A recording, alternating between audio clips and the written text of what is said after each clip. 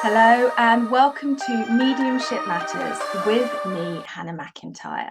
And today I am very excited to be joined by my friend, Karin Huber, who I met at AFC in the summer, and we had a good giggle together. And so I've asked her to come on and talk to us. So hi, Karin. Hi, Hannah, and thank you for having me. Thank you for agreeing to come on. Now, keen listeners will have heard already, there's an accent there. Karin is based in Germany. So, Karin, introduce yourself to everybody and tell us about what you do. Yes. I'm based in Germany, right in the middle of Germany, where I'm running a center for mediumship development in Frankfurt, which is right in the middle of the country. And yes, I'm a full-time working medium. I'm also teaching mediumship, and I'm doing this for about 10 years, I would say. Amazing, amazing. So start with the bit I always like to start with everybody, which is how did you get into this? How did it arrive for you? Well, this is quite a long story, and I just start at the beginning. I've been aware of spirit since I'm a little child, and so I saw spirit, I felt spirit, and I saw people running around in my bedroom at night when I was maybe 3 or 4 years old. Wow. And I have to say, they really, really scared me I'm because sure it did. I had no idea what it was about, who that was. And I was talking to my parents and talking about these visitors I got, and they didn't really take it serious. So after a while, I tried to be normal. That meant I didn't talk about them anymore. And I also realized that my friends, my companions at that time wasn't aware, obviously, of people from the unseen world. Yeah. So I just shut up at that time and I didn't Mhm. talk about it anymore. So just making a big step forward in the future, and when just going over my childhood, my teenage years, it just kept hidden and it was like in a secret. But I also kind of pushed it away, these awarenesses, and it's just like I said to the spirit world, not consciously, but just leave me alone. I don't want to be involved in this. Mhm. And then when I'm going to my later years, in the beginning of my 40s, I lost some people very dear to my heart. And so the spirit world, here it was back again, knocking on my door. Here we are, just see us and be aware of us. And so at a certain point, it got too much for me, I have to say. And so maybe like a wake-up call. I had an encounter one day when I was driving on the German autobahn, and we're always driving very fast. We don't Yeah. have really a speed limit. So there I was on a busy autobahn, and all of a sudden I saw this woman standing right in front of me on the autobahn. She was Wow. totally dressed in a violet and in a style of the 70s, long violet dress, some kind of hat on her head. And so me reacting all of a sudden and hitting the brakes, because this is just, we are reacting. Yeah. And so in this moment, I also realized that this was a lady from the spirit world Wow. who apparently had an accident in the 70s. And it was just like an image appearing from this time. And the problem was that I almost caused an accident. Wow. Yeah. And because, hitting the brakes on a very high speed, and you have people behind you, you have people in front of you. Mhm. So it all went very well. So finally, nothing happened. But for me, this was the time when I said, okay, now I have to do something. And I said, I really want to get rid of these things or these gifts or whatever. I didn't call it gift at that time. I called it a curse, I have to Yeah. be honest, because it frightened me. And so to cut a long story short, I Googled and I said, where can I find courses? And so I found the Arthur Findlay College in England. And I said, okay, if there are people who can teach me to get rid of that, so I have to go to England. I booked a course, I booked a flight, and I went to the AFC. And I have to say, I had very, very good teachers, and they were taking care of me, and they were taking me a bit aside and said, listen, you have some potential, but getting rid of it, it's not what you are supposed to be with it. Mm-hmm. And you have to be trained, and you have to understand the responsibility of mediumship, but you also have to be there and read for people and bring their loved ones through. But there is quite a long journey that you have to learn. So well, and there I was, and this was the journey, how it all started with my development. So how did you feel going there to be like, get this out of me, get rid of it, I don't want it, to then get a load of happy clappy mediums going, no, it's great, it's your path, follow it? Did you think no, or were you, because it's such a magical place, where you just swept up in it and you thought, okay, yeah, how did you feel? Well, of course, I felt the magic, and for me, coming from Germany, I mean, I've been to the UK before, but being in this place, and I know a lot of people are just comparing it to Hogwarts from Harry Potter. Yeah. And so this was my first impression as well. And being in the dining room, all these images came back from the Harry Potter movies, and it also felt these you couldn't feel this magic, there's something different when you're entering the hall. And so I think the AFC also got me under its spell in a way, I have to say. Yes. Yeah. Amazing. Okay, good. I'm so glad. Now, we were talking, and this is, you've just touched on it a little bit actually. There was nothing for you in Germany, or very little. So talk to me about the difference just in how mediumship is represented in the UK versus Germany. Yes. Well, when I first came to the UK, and this was in, let me think, 2009 or 2010. I think it was 2010, though this was the first course. And at that time, I couldn't really find something where I had the feeling I can get this high quality by experienced teachers who are really know what they are doing.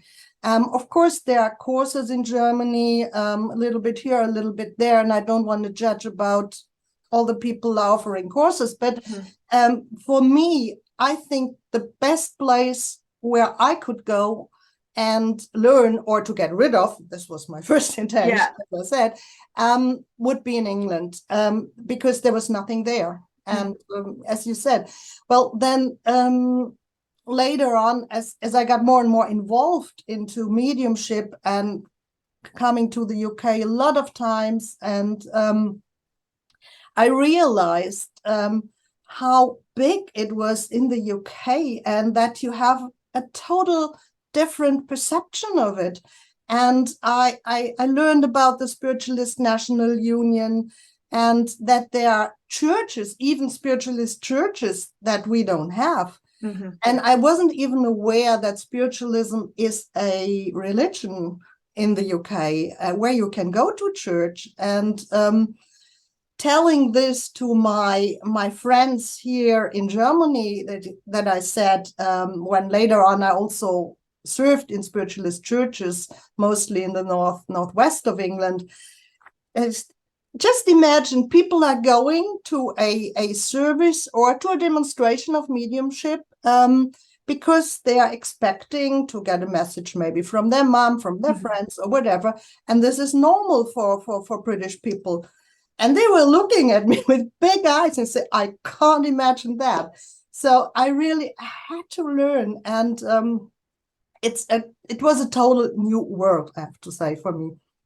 I think it's not normal for all Brits. I will say that. As a British medium, there are still quite a large percentage who don't believe, and think we're all frauds, unfortunately.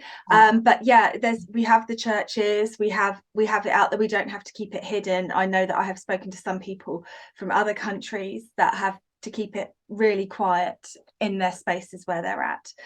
So you've touched here on the Spiritualist National Union. Now, I know that you're the representative for the SNUi, which is their online offering. Right, yes. Better word, for Germany. So yes. You're very important, and I doff my cap to you. So talk to us about the SNUi, because I don't know if we covered this when we met, but I don't go in churches. I'm not a church medium. I don't have a lot of experience of churches and how it works. I've demonstrated in one church so far.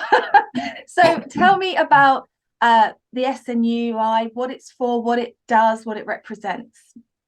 Well, actually, it is the online or international branch of the SNU. And well, it was founded because there was this intention just to spread spiritualism all over the world. And well, the internet was just the opportunity to do it. And so there are different representatives of different countries whenever there are more than 10 members in this country.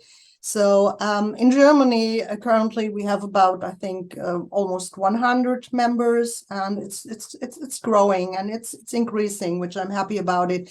So what it is about is really it's to make them or give them a forum to meet and to learn also, because there are many courses running by English mediums, English-speaking mediums, and with my colleague from Switzerland, Iris Wüttrich, we are also running a monthly course in German, just to give the Germans the opportunity to work in their own language, which is sometimes a bit easier. Well, I was going to talk to you about this because I always think it's incredible, as somebody that cannot speak any other languages well. In fact, whenever I go to another country and try and speak any of their language, they ask me to please stop. It's such a difficult thing, because mediumship is hard. I think it's not hard in its essence, but it's hard in actually surrendering to it and just giving what you're getting, let alone translating it, which it adds a whole another level. So how have you found that journey and that experience?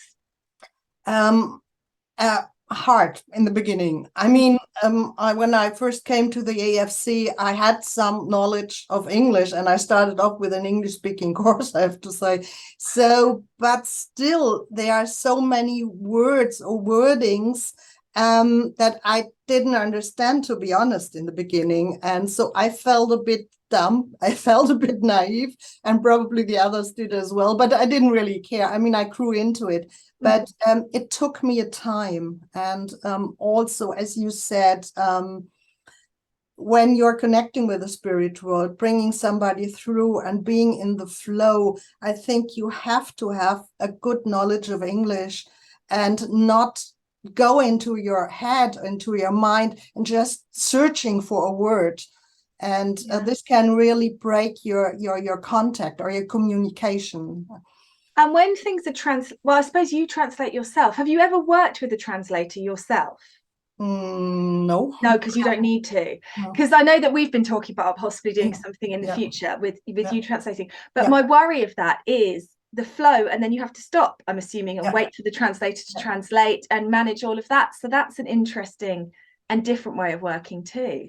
Yeah, but I think if you are really an experienced medium, it should be okay. I mean, I remember my mentor, Mavis Pitilla, which I had for many years, and who just recently passed spirit, unfortunately.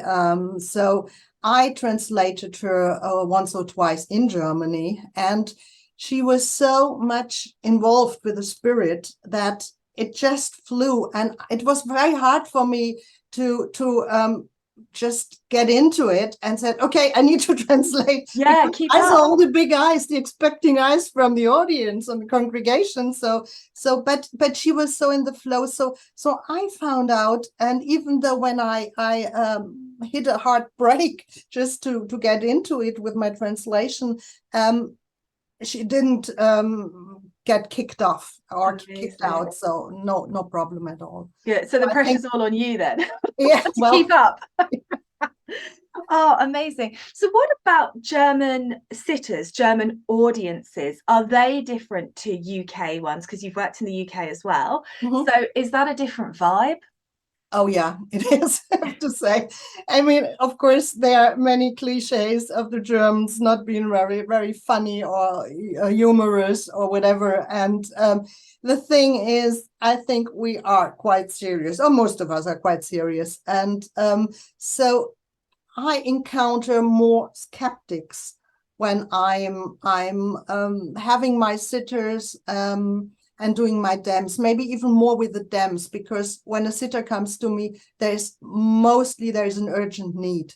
And but with the DEMS, there are quite a few people who just go there and want to check me out, so to say, and say, okay, let's see what she's going to give. And so, yeah, and this being very serious and also being picky at times, with words, and you know it yourself when you're bringing a communicator through and you're describing sometimes the feelings or the personality in your own words, and maybe one word is not the word that describes it exactly 100% for the relatives or the friends. So then they can pick up on that and say, oh, no, he wasn't like that.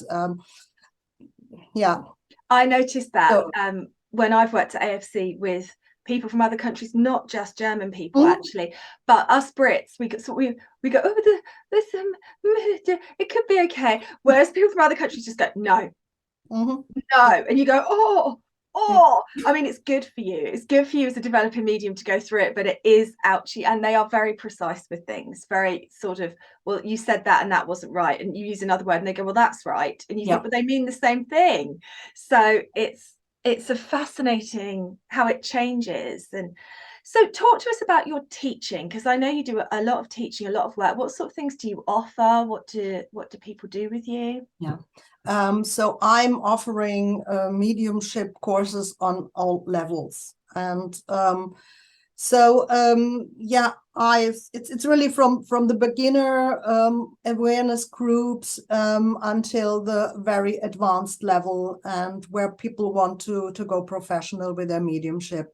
And I just actually set up my plan for next year, where I will be offering 2 advanced courses and 1 year courses and 1 beginner course, which also runs for 1 year. Because I found out doing weekend courses is nice to have, but then people are so excited, or maybe they really got kind of hooked up, and they said, I want to continue. What am I doing next?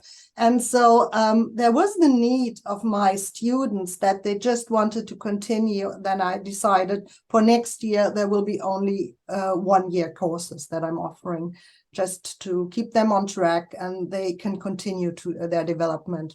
Amazing. Sounds fun. And the other thing I wanted to ask you about is you are an actress as well as a medium.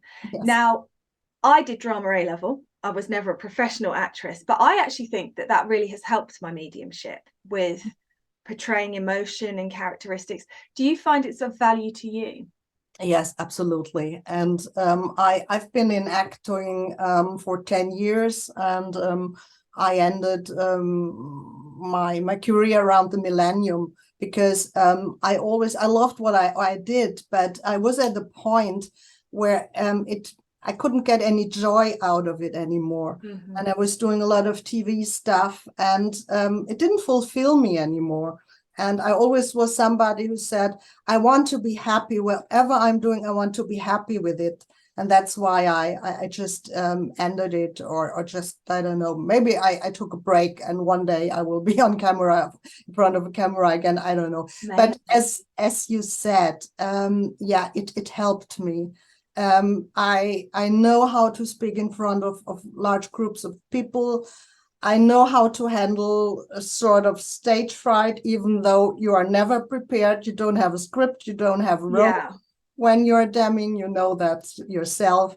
But yeah, it helped me. And also the voice training and all the things that you're getting in addition helped me also with the teachings and the platform work. Yeah. Definitely, because I think there's a real need for platform mediums that can engage an audience and be entertaining, not to the derogatory of the spirit world, not trying to make it anything other than what it truly is, but you still want people to be interested. You want to bring the audience along with you for the journey.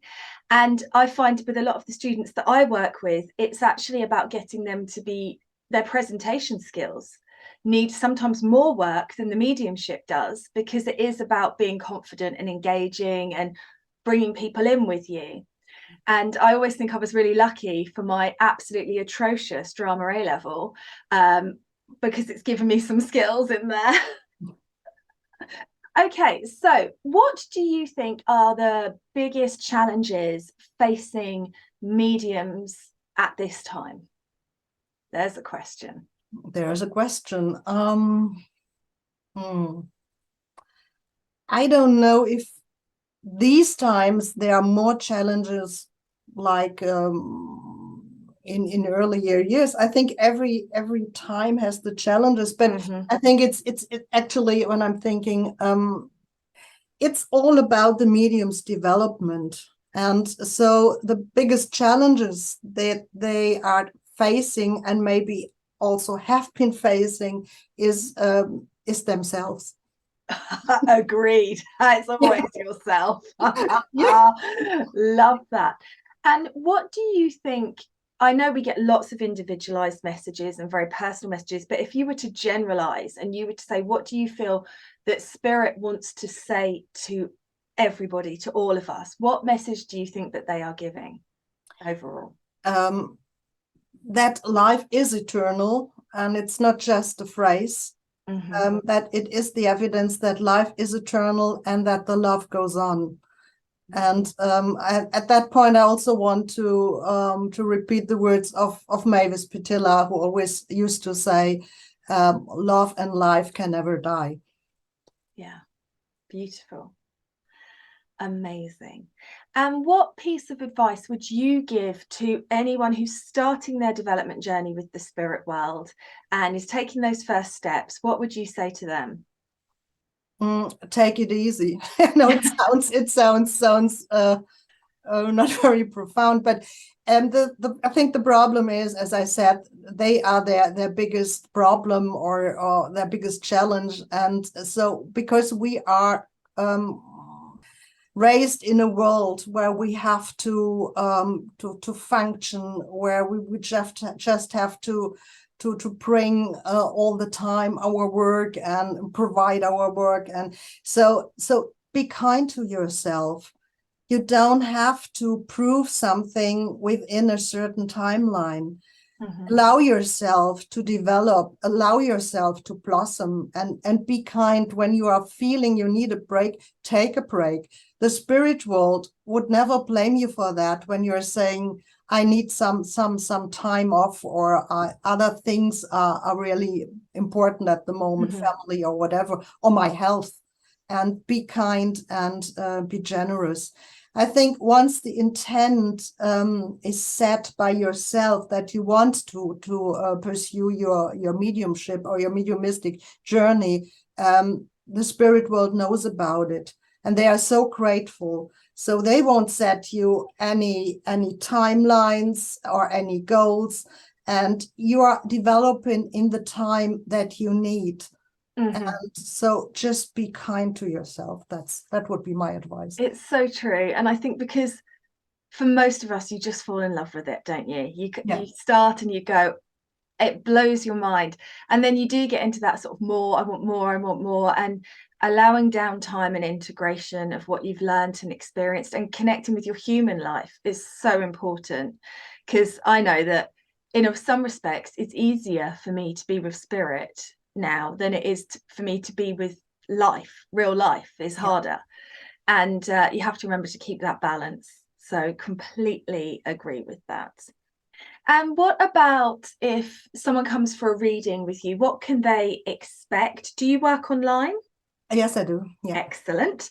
And so what can somebody expect if they book a reading with you? Well, I have to say I'm not doing psychic readings because I have a lot of I don't want to blow my ego with that, but I have a lot of people who want to have a sitting. So I really decided only to do spirit contacts and just to decrease the number a little bit and to get them a chance to get an appointment. So what I'm doing is I'm connecting to the spirit world and bringing through 1, 2, 3, whoever, sometimes for a loved one, a party who wants to come through. Sometimes it might be just one person or the person that is needed or wants to express themselves. And yeah, and I'm bringing them through with my clairvoyance, clairsentience. So yeah, on all the levels, and that's what I'm doing. So it's pure mediumship, pure mental mediumship, and pure communication. What I'm doing. Amazing. And what is one thing that you wish that everybody who booked a reading with you knew or understood before they booked, before they come in? Okay, that there is no guarantee giving that somebody will come through or that a special person will come through, and that it's always up to the spirit world. They decide if they want to come through and if they can work with me, because not everybody from the spirit world is just adaptable with myself as a medium, and think there's a medium for everybody, but I'm not the medium for everybody. So absolutely. And they have to be aware of that. And even so, sometimes it might be disappointing because I'm telling them beforehand that I can't guarantee anything or a special person, but sometimes they are so focused just to get this communication with this special person, and I'm starting to work and somebody else comes through and I just see the disappointment in their face, in their whole body, and I have to say, well, look, it's not up to me to decide. It's not on my wish list. As somebody asked me this, I was demonstrating last night, and I also think that the spirit world are very clever. So it's not just about being compatible with your energy, but it's also about the impact on the sitter. And I think sometimes it's too much for people to hear from the one. And it's actually much better for their first reading to be with somebody that's still evidential and still relevant, but doesn't have the impact on them that hearing from the one would. And so I think the spirit world are very clever. They know, don't they? Absolutely. I totally agree. And as you said, because sometimes somebody else is coming through because there's still this connection, the bond of love. And so they will give some advice or telling them that they are loved. And as you said, maybe the one, they just couldn't take it at the moment. So there is this very high intelligence of the spirit world, definitely. It's amazing, really. When you work with them for some time, you realize just how profoundly clever it all is. And there's us playing around, freaking out on a Tuesday, and they're there with this immense of energy and power, and it's the magnitude of it is incredible. Absolutely. So, Karin, thank you for taking the time to talk to us all today. Where can listeners find you? What's your website address, your Facebook, anything like that? Okay. Well, my website is Medium. Is it dash? Okay, sorry. Sometimes I'm just looking for my words. Okay, again, medium dash frankfurt.de. Excellent. I will put a link to your website in the show notes Okay. anyway, but thank you so much for coming on and sharing your story with us all. Thank you, Hannah, for inviting me. It was a real pleasure talking to you.